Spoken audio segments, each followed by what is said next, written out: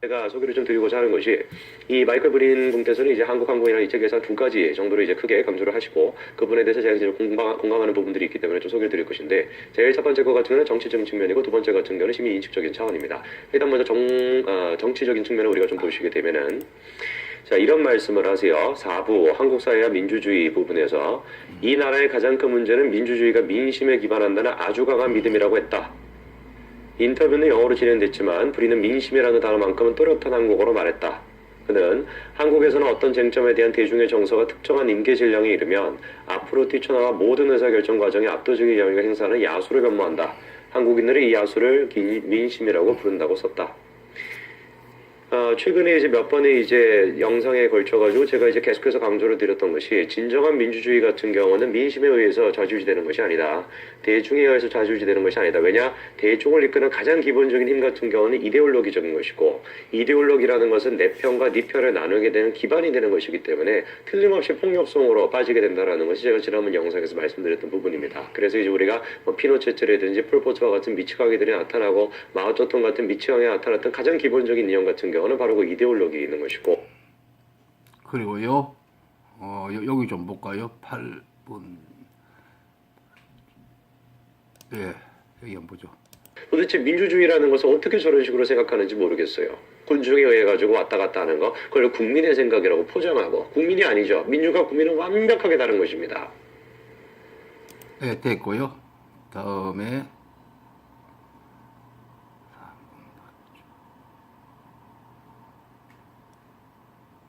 그리고 예, 자, 제목을 원천 권력의 자기 실현의 원리조차 모르는 헛똑똑이 약자에 대한 고민이 없으니 당연한 거지, 이렇게 되었습니다. 참 대한민국 큰일 났습니다.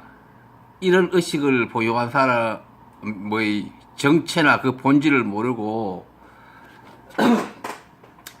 수많은 사람들이 박수치고 있는 그런 상황이니 말입니다. 이분은 교육을 어떻게, 대한민국의 문제가 있는 교육을 그대로 그냥 판배기로 그냥 받아서 저런지, 승자 독식 의식, 경쟁에서 이기는 자만 송두리째 가도 당연하다는 의식, 이제 그런 전형이에요. 어쨌든 이 드러난 걸로 볼 때는. 그러면서 민주주의 운동하고 있어요.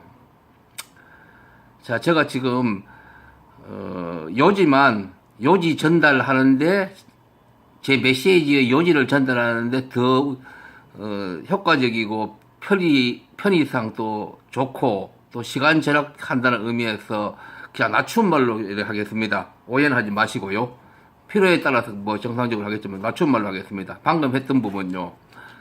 이분은 민심, 대중, 뭐 이렇게 민중 뭐 이런 식으로 지금 운운을 했고, 거기서 또 뻥 튀어가지고 이데올로기 폭력 뭐 또 운운을 했습니다.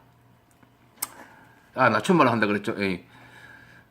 그러면서 민중은 국민과 다르다. 어쩌다며 그렇게 다르다며 어쩌다 하면서 일부 대중의 시위는 국민의 뜻이 아니라고 한다.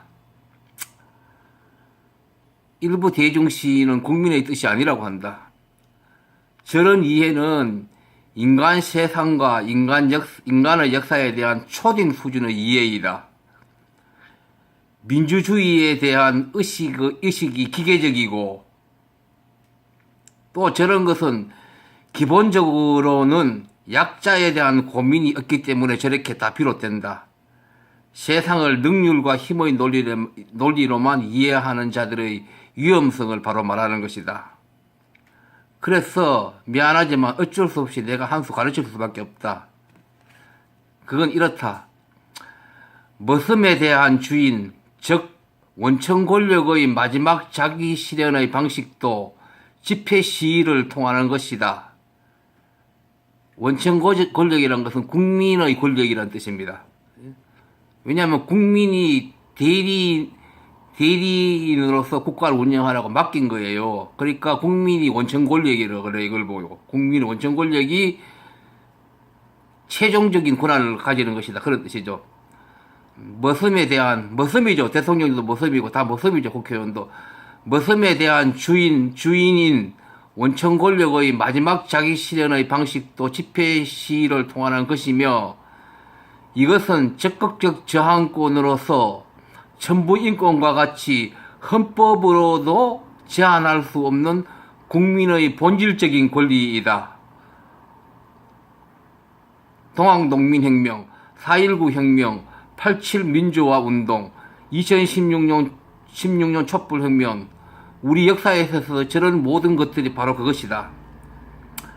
3.5 법칙이라는 것이 있지만 시민혁명이라는 것은 국민 중 일부가 표면에 나서서 이루어질 수밖에 없는 것이며, 그것이 국민의사의 대표성을 가지는 것이다.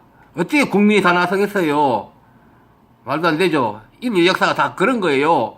일부 지도자의 어떤 뜻이 있는 어떤 생각이 깨어난 지도자하고 국민 중에 일부가 나서서 어떤 압제라든지 크게 잘못된 어떤 사회적인 문제를 거기서 어떤 전기를 마련하는 거예요. 그게 인간의 역사예요. 앞으로도 그럴 수밖에 없고, 도대체 말 같은 소리는 지금 하고 앉았어요.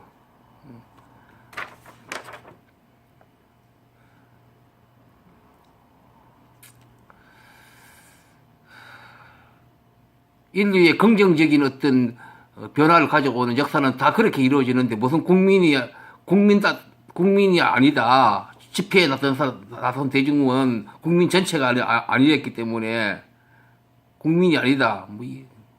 폭도다. 지금 그렇게 하니까 제가 얘기를 하는 거예요. 말도 안 되는 소리를 하고 있어요. 다시 보죠. 들이 나타나고 마오쩌둥 같은 미치왕에 나타났던 가장 기본적인 이념 같은 경우는 바로 그 이데올로기 있는 것이고, 그 이데올로기를 힘을 부여할 수 있는 사상적인 측면의 이데올로기를 현실적인 측면으로 불러일으키는 것이 바로 대중이라고 구스토프 융이 그렇게 이제 강조를 했었던 것이죠. 그래서 이제 자, 잠깐만요. 방금 잠깐만요. 부여할 이름 뭐라고 되던데? 잠깐만요. 크리스토프 무슨 융? 크리스토프 융이 그렇게 강조했다. 저 사람 이름을 저는 모르거든요. 저는 어떤 정신분석학자 융 그분 얘기하는 그분이 아닌 것 같아. 지금 보니까 틀리고 하여튼 저는 크리스토프를 잘 안 보고 처음 듣는 이름 같은데, 저런 걸 저렇게 탁 가져오면 안 돼요. 어떤 학자 이름을. 저분에서 잠깐 설명을 하든가 그러면. 자, 나온 김에 얘기를 좀 해야 되겠네요. 어쨌든 간에. 어쨌든 간에 지금 방금 피노체트, 폴포트, 마오쩌둥 이런 운동했거든요. 결국 뭡니까? 2016년 촛불혁명을 마치 살인폭동인 듯이 갖다 붙이고 있잖아요.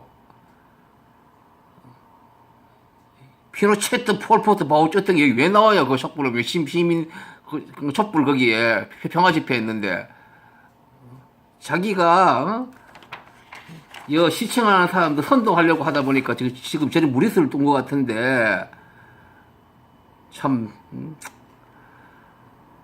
그렇네요. 그건 그렇고. 그리고 크리스토퍼 융이라고 뭐 듣도 못하고 보다 사람 이상한 학자 이름 대고 있는데, 대체 누군지도 모르겠고, 하여튼 학자 이 양반은 무슨 학자, 철학자, 무슨 석학들 끌어들이는데 그냥 선수고, 그 지난번에는 자신이 그 실상도 1도 모르면서 사르트르니 락강이니 하이데거와 같은 엄청난 철학자를 데리고 와서는 엉터리로 있는 척 하더니, 그것을 모르는 시청자들은 철학을 배우게 되어서 고맙다고 하는 그런 바보 놀이를 하고 있었고, 그때가 보니까 다른 동영상에 나와요. 그 철학자에 아무리 봐도 저 사람이 하는 일이 엉터리 소리예요. 그 철학자에 대해서 전혀 이해도 못하고 그것을 막 끌어들어가고 막 얘기를 하고 있더라고요. 그것도 짧은 동영상에서. 자, 여기서 이제 팩맨 씨가 또 생각나는데요. 자, 팩맨은 이런 방법을 쓴다 그랬죠. 생각과 판단을 차단하는 관련 요소들을 생략하고 또 바른 진행을 하는 그런 수법을 사용하고, 전혀 다른 대상을 끌고 와서 비판의 대상에 덮어버리는 극단의 과장 수법을 사용하고 베네수엘라가 어쨌다 하고 뭐 그런 얘기를 수법을 막 흔히 사용해요. 팽매는. 그리고 나치 선전상 계멸서와 같이 거짓 반복을 주입하는 그런 수법을 사용하고 있고 거짓말도 자꾸 하면 믿게 된다 그러잖아요. 자빨 끊임없이 자빨 그러면서 낙인 찍기 수법을 사용하고 왜냐하면 그런 얘기를 듣고 싶어 하니까 전부 자빨 현재 정권의 민주당은 자파가 뭐예요? 중도도 될까 말까인데 그리고 대통령에게 바로 이렇게 쏴버리는 욕을 하는 방식으로 시청자들이 사이다 터뜨렸다 하고 막 이런 수법을 사용하고 있고 또 코미디 같은 연기 수법 등을 팽맨을 사용한다고 지난번 동영상에서 얘기했는데요. 이 성재준 씨는요, 내가 언론 지금 보니까 지나가는 생각으로 저 팽맨과 같이 생각과 판단을 차단시키는 관련 요소들을 생략하고 또 그런 생략을 하면서 그러면서 또 색다르게 전혀 다른 대상을 끌고 와서는 비판의 대상에 덮어씌우는 극단적인 과장 수법을 사용하고 이런 것들은 팽맨시하고 비슷해요. 거기다가 이분은 거창한 학자들을 막 데리고 와가지고 뭐 있는 척 이런 식으로 수법 사용한 거예요. 자기가 어떤 고급스러운 이런 것들을 어떤 습관처럼 사용하고 있어요. 내가 볼 때는 전부 저질 유설의 수법이 지나지 않는데 저 같은 사람 보면 이제 조금 좀 심하게 말해가지고 구역질 하러 가거든. 저런 거 보면요.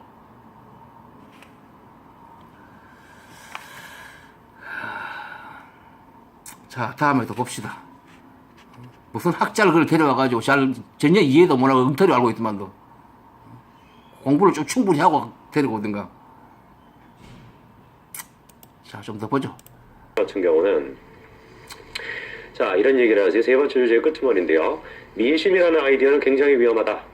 자, 그 다음에 이제 박근혜 전 대통령에 대한 얘기를 하는데 스위스 은행에 수십억 달러가 있거나 청와대에 시체가 숨겨져 있다면 30년 넘게 감옥에 가는 게 가능하겠지만 나는 박 전 대통령이 뭘 잘못했는지 모르겠다.